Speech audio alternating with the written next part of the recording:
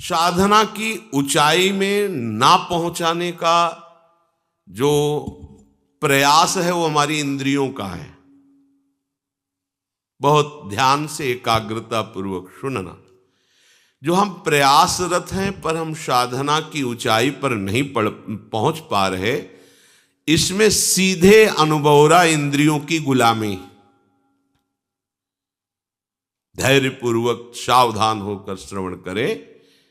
इंद्रियों की गुलामी, आप अपने को ज्ञानी माने, विद्वान माने, भगत माने, महात्मा माने, वीर माने, कुछ भी, ये गुलामी छूट जाए तो अभी तुम स्वरूप में स्थित हो जाओ। ये जो हमारी 5 ज्ञानेंद्रियां हैं, आंख, कान, नाक, जिह्वा और त्वचा, नेत्रेंद्री, श्रवणेंद्री, घ्राणेंद्री, रसेंद्री और त्वगेंद्री, ये 5 विषयों में, पूरी सृष्टि को इन 5 विषयों में रख दिया गया है। रूप, शब्द, गंध, रस, स्पर्श, ये 5 ज्ञान इंद्रियों के विषय हैं। आंख रूप, कान शब्द, नाक गंध, जिह्वा रस और त्वचा स्पर्श, इसी में सारे सुखों को, सारे विषयों को रख दिया गया है। जगत में ये केवल 5 ही प्रपंच का विस्तार किए हुए हैं। कोई इन 5 में फंसा है, कोई एक एक में फंसा है। उपासक को स्वतंत्रता तभी मिलेगी जब पहले शास्त्र और गुरु की परतंत्रता स्वीकार करे। शास्त्र और गुरु का भय, शास्त्र और गुरु का शासन स्वीकार करे तो इंद्रियों के विषयों से हटने का उसको सौभाग्य मिल जाएगा। अगर वो शास्त्र और गुरु से स्वतंत्र है तो इन प्रपंच में वो परतंत्र रहेगा। सिद्धांत है ये। आजकल सबकी यही मांग है कि मैं किसी के अधीन नहीं, मेरा जीवन स्वतंत्र, मैं जो चाहूं कर सकता हूं। स्वतंत्र का हो, इंद्रियों के गुलाम हो, मन के गुलाम हो, विषयों के गुलाम हो। तुम विषयों को नहीं भोग रहे, विषय तुम्हें भोग रहे। विषय तुम्हारे अधीन नहीं, तुम विषयों के अधीन हो, विवेकहीन हो, इसलिए तुम समझ नहीं पा रहे हो। इंद्रियों की, विषयों की, मन की गुलामी को तुम स्वतंत्रता समझते हो। आजकल यही स्वतंत्रता मानी जाती कि जो मैं चाहूं भोगूं, जो मैं चाहूं देखूं, जो मैं चाहूं करूं, तुम मुझ पर अंकुश नहीं लगा सकते हो क्योंकि मेरा जीवन स्वतंत्र है। वाह, कैसी स्वतंत्रता! तुम समझ नहीं पा रहे हो स्वतंत्रता का स्वरूप क्या होता है। सब तुम्हारे अधीन हो, तुम किसी के अधीन नहीं। ये तो कोई महात्मा होता है, ये तो कोई पहुंचा हुआ सिद्ध होता है, और तुम अपने को स्वतंत्र समझ रहे हो। इंद्रियों के विषयों की गुलामी करते हो, मन की गुलामी करते हो, शरीर की गुलामी करते हो और अपने को स्वतंत्र समझते हो। कहते हो हम स्वतंत्र हैं, जो चाहेंगे करेंगे। अरे जो चाहेंगे करेंगे तुम नहीं, ये इंद्रियां जो चाहेंगी तुमसे करवा लेंगी। मन जो चाहता है वो तुमसे करवा लेता है। तुम गुलाम हो कि स्वतंत्र? देखो ना, जो सद्गुरु और शास्त्र की अधीनता स्वीकार करता है वो स्वतंत्रता की तरफ बढ़ता है। जो मन और इंद्रियों की स्वीकार करता है वृत्ति, वो गुलामी है। चाहे जितना बड़ा वीर हो, बाहर विजय प्राप्त करने के लिए दौड़ता रहता है, पर इंद्रियों पर विजय, मन पर विजय तो कोई गुरु कृपा पात्र ही कर पाता है। मनुष्य शास्त्र की बात, संत की बात, महात्मा की बात, ग्रंथ की बात, आचार्य की बात को कहता मैं क्यों मानूं, मैं तो स्वतंत्र हूं। वाह, क्या स्वतंत्रता है! वो कह रहा है मैं स्वतंत्र हूं, घोषणा करता है मैं जो चाहूं कर सकता हूं। जरा धैर्यपूर्वक सोचो, तुम गुलाम हो कि स्वतंत्र हो? गुलाम हो तुम, स्वतंत्र नहीं हो। जब ये इंद्रियां तुम्हारे अधीन होंगी, मन तुम्हारे अधीन होगा, तुम विश्व के किसी भी विषय से प्रभावित नहीं होगे, तब तुम स्वतंत्रता की तरफ बढ़ रहे हो। पराजित होकर घुटने टेक देने वाले को गुलाम कहते, स्वतंत्र नहीं कहते। तुम ये विषय, इंद्री, मन, इनके गुलाम हो और भगवदानंद की अनुभूति करना चाहते हो, पहले इनकी गुलामी से हटो।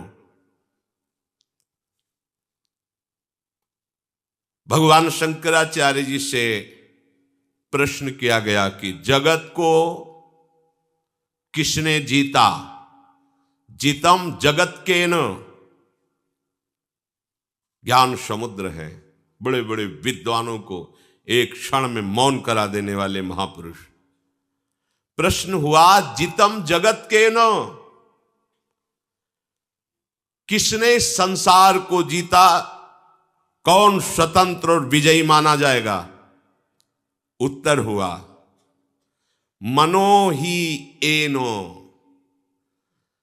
जिसने 5 ज्ञानेंद्रियों सहित मन को जीत लिया, उसने जगत को जीत लिया, संसार को जीत लिया, त्रिभुवन को जीत लिया। बड़े बड़े वीरों को परास्त करने वाला, बड़े बड़े देशों पर विजय प्राप्त कर लेने वाला, वो विजयी नहीं कहा जाता। विजयी वो है जो विषयों के आकर्षण को, इंद्रियों को, मन को जीत लिया, उसे कहा जाता है विजयी। मामूली सा एक छोटा विषय इंद्री का तुम्हें अधीन करके पतन करवा देता, तुम्हारी दुर्दशा कर देता। तुम अपने को वीर समझते हो, स्वतंत्र समझते हो। अरे तुम ये नहीं समझ रहे कि कितनी बड़ी तुम्हारी गुलामी हो रही इंद्रियों की। वो जैसा चाह रही वैसा करवा रहे हैं। तुम घोषणा करते हो मैं वीर हूं, मैं उपासक हूं, मैं विजयी हूं, संसार त्यागी हूं। देखो ना,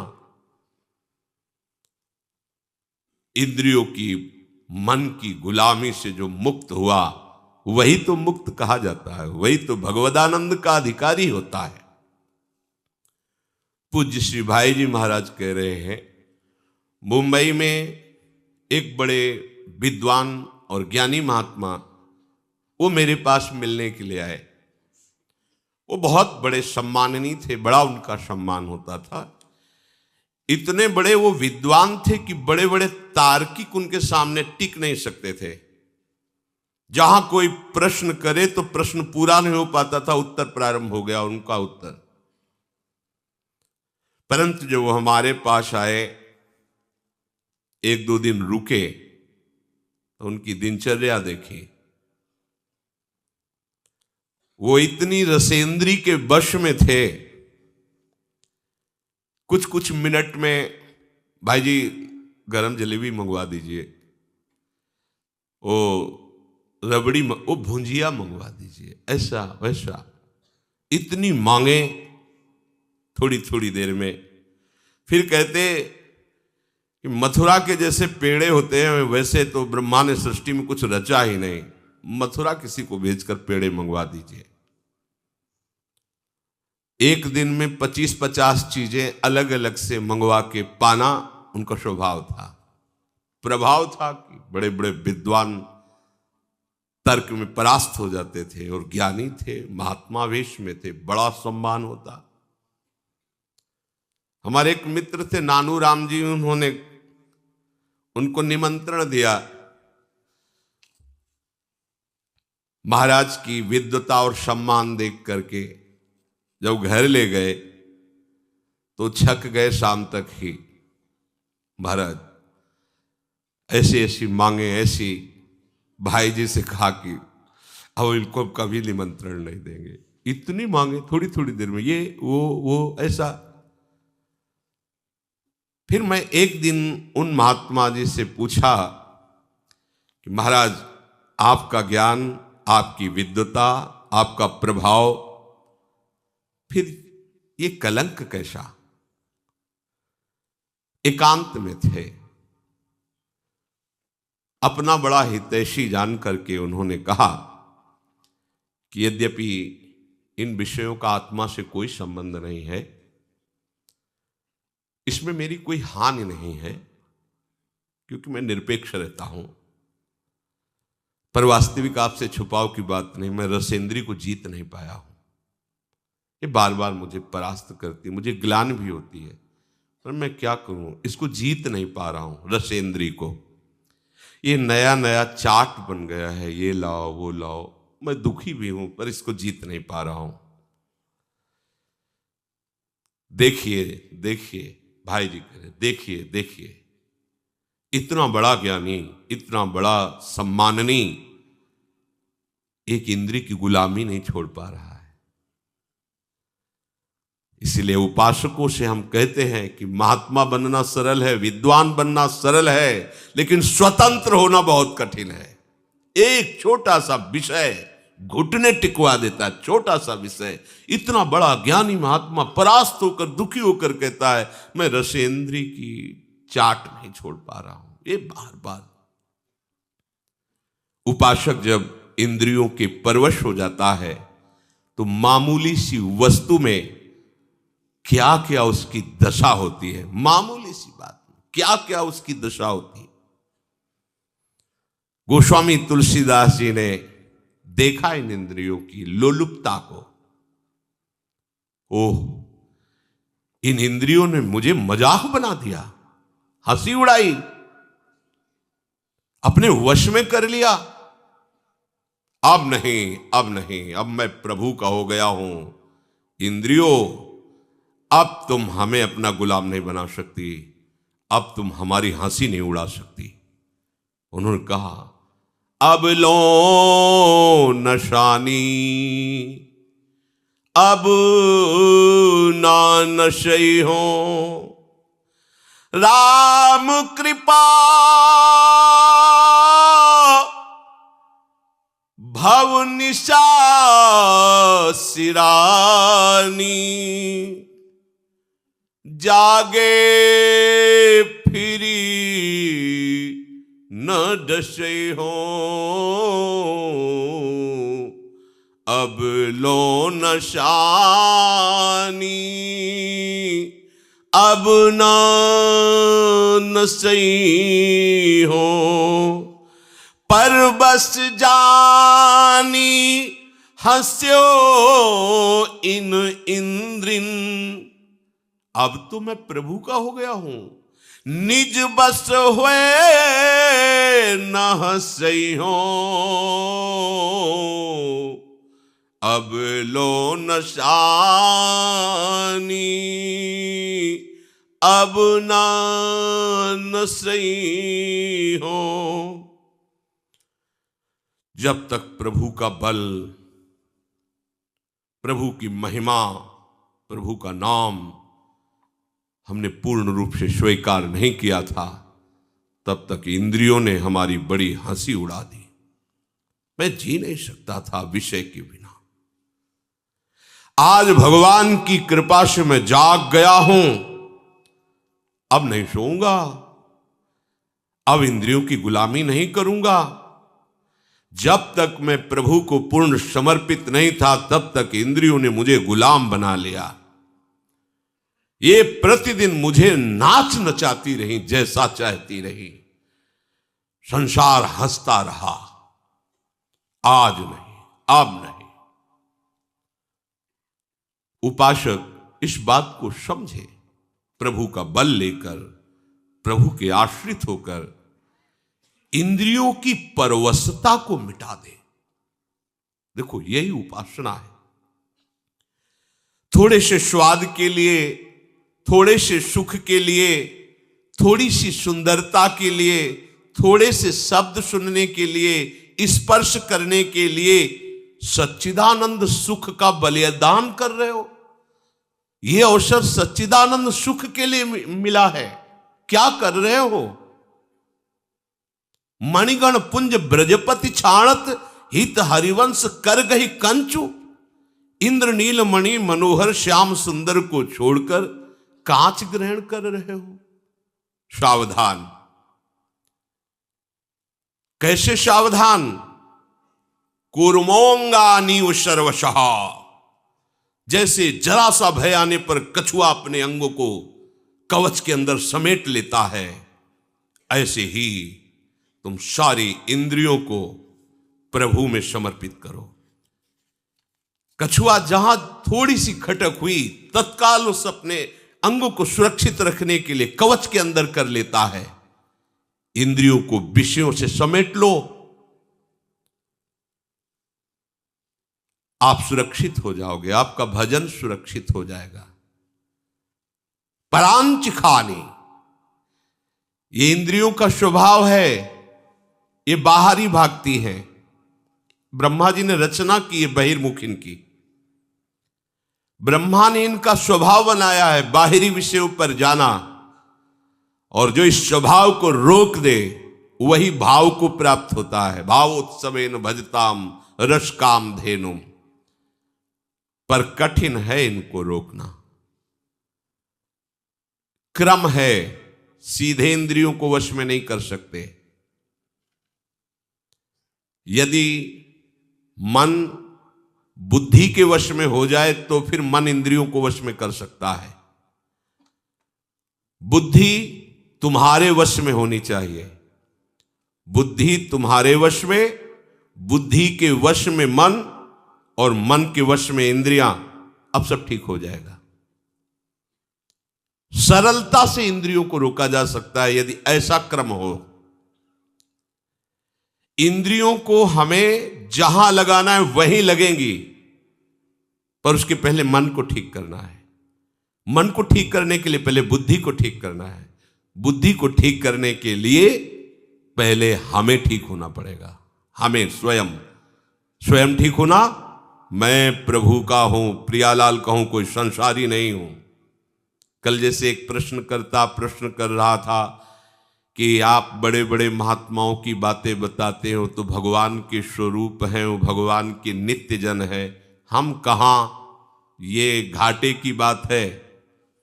हम सब उसी बड़े के हैं। समुद्र की कौन सी लहर महिमा युक्त है और कौन सी छोटी है, बताइए आप? उसी आनंद समुद्र के हम सब अंश हैं, बराबर अंश हैं, बराबर।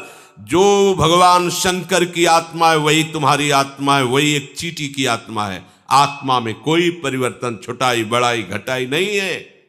ये मूढ़ता की बात छोड़ो, ये समझो कि वो बड़े कैसे हुए हैं।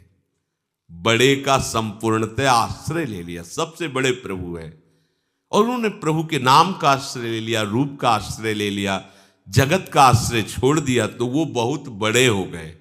तुम छोटे क्यों हो रहे हो? क्योंकि तुमने छोटे का आश्रय ले लिया। ये जगत के नाम रूप, जगत के विषय, भोग, अनुकूलता, प्रतिकूलता, है सब छोटी बात है। इसीलिए तुम इतने हे भाव से युक्त हो गए हो। हम कहां? नहीं, तुम उसी तत्व से स्थित हो, तुम उसी से बने हुए हो, तुम और कोई नहीं हो। पहले स्वीकार करो मैं प्रियालाल का हूं, क्योंकि बुद्धि शुद्ध करने के लिए सबसे पहले यह स्वीकृति आवश्यक है। मैं संसार का नहीं हूं, मैं रिश्ते नातों का नहीं हूं, मैं शरीर का नहीं हूं, मैं प्रियाजू का हूं, प्रियालाल का हूं। ये सब इंद्रियां हमारी बहुत सहायक हो जाएंगी यदि आप इस सूत्र को समझ लें। आप इंद्रिय विजयी हो जाएंगे अगर ये सिद्धांत समझ लीजिए। ध्यान से समझना। देखो, घोड़े रथ में जुते हुए हैं, रथ को खींचकर लक्ष्य पर पहुंचाना घोड़ों का ही काम है। रथ में घोड़े हैं, उनमें बहुत पावर है, ये बहुत अच्छी बात है, क्योंकि मार्ग तय करने के लिए मरे हुए घोड़े नहीं चाहिए, पावरफुल चाहिए। परंतु अच्छे मार्ग पे चलाना और बुरे मार्ग पे चलाना, यह सारथी के अधीन बात है। घोड़ों को उनकी इच्छा पर छोड़ दोगे तो मार्ग से वो भटक जाएंगे। घोड़ों को सही दिशा पे चलाने के लिए लगाम होती है, लगाम के अनुसार, और लगाम होती है सारथी के हाथ में, और रथी का पूरा जीवन सारथी के हाथ में है। वो चाहे तो गड्ढे में ले जाकर के पूरा का पूरा चौपट कर दे, मरे रथी सहित। बुरा रास्ता या अच्छा रास्ता ये रथी के ऊपर होता नहीं है, ये सारथी के ऊपर होता है। सारथी को ठीक रखना है। अगर जुते हुए घोड़ों की लगाम ढीली हो जाए और सारथी नशे में हो तो रथी का क्या होगा, विचार कर लो। क्या निर्दिष्ट मार्ग पर लगाम छोड़ने पर घोड़े चल पाएंगे? सारथी मद से मतवाला हो रहा है, क्या उसको पता है कि उसका लक्ष्य क्या है? वो भूल जाएगा क्योंकि मदिरा पिए हुए है। शास्त्रों में इंद्रियों को घोड़ों से तुलना की गई है। बहुत बलवान घोड़े इंद्रियां हैं, उनकी लगाम मन है। मन रूपी लगाम को पकड़े हुए जो सारथी है वो बुद्धि है, और इसमें जो बैठा हुआ रथी है वो जीव है, वो आत्मा है। जो आत्मा है वो रथी है, रथ में बैठा हुआ है। विद्धि शरीर रथ में वतु, ये शरीर रथ है, आत्मा रथी है, बुद्धि सारथी है, मन लगाम है, इंद्रियां घोड़े हैं। ये शास्त्र कह रहा है। इसी रथ में बैठकर हमें अपने असली घर पर पहुंचना है, प्रभु के पास। ये रथ मिला है यात्रा तय करने के लिए, प्रभु के धाम में पहुंचना है। इसलिए अपनी आत्महत्या मत करो। आत्महत्या, अगर ड्राइवर नशे में है तो पूरा का पूरा गाड़ी चौपट कर देगा, ऐसी जगह भिड़ा देगा, ऐसी जगह गिरा देगा, बिना लक्ष्य के चला देगा। सबसे पहली दवा करनी है रोगी ड्राइवर की, सारथी की। ये विषय रोग से ग्रसित बुद्धि, जिसने निश्चय किया है कि भोगों में सुख है, नशेबाज ड्राइवर है, और बहुत जोर की मदिरा चढ़ी, उससे तुमने पूरी की पूरी रथ और अपना जीवन समर्पित कर दिया, तो अब नष्ट ही होने के सिवा कोई मार्ग नहीं। विषयी बुद्धि कहां गिराएगी जाके, देख लो कैसी दुर्गति हो जाती है, नष्ट कर देती बुद्धि। क्या बताए, मेरी बुद्धि भ्रष्ट हो गई थी, मैंने ऐसा क्यों किया। आजीवन जेल, मरने के बाद नरक। एक घटना ने पूरे जीवन को बदल दिया। क्या हुआ? सारथी नशे में हो गया, लगाम ढीली कर दी, घोड़ों ने बलवान है, ऐसी जगह डाल दिया जाके, पश्चाताप के सिवा हाथ में कुछ नहीं रहता।